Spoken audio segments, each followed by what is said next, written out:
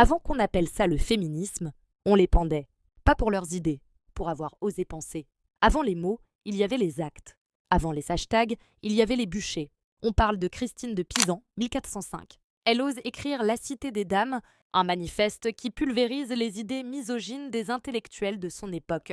C'est une femme qui répond aux hommes avec leur propre arme, la plume. Un miracle qu'on ne l'ait pas brûlée, mais beaucoup d'autres, elles, ont été brûlées.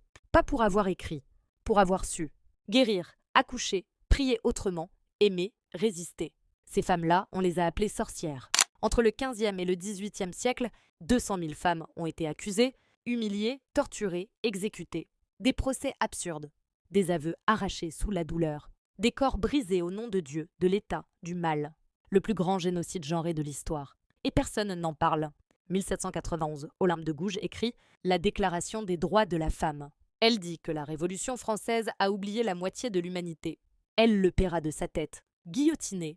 Et pendant ce temps, les livres d'histoire glorifient des rois, des dictateurs, des hommes de guerre. Mais jamais ces femmes-là, celles qui ont crié, écrit, accouché du féminisme à main nue. Le féminisme n'est pas un luxe moderne. C'est une lutte ancienne, instinctive, vitale, menée par des femmes qu'on a effacées, volées, et si tu ne connais pas leur nom, c'est parce qu'on a tout fait pour que tu ne les connaisses jamais. Alors voilà ce qu'on va faire. On va les remettre au centre. Christine, Olympe, les sorcières, les guérisseuses, les femmes sans nom.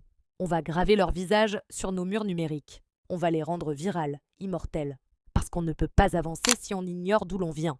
Parce que l'histoire ne sera plus écrite par les vainqueurs, mais par celles qu'on n'a pas pu faire taire.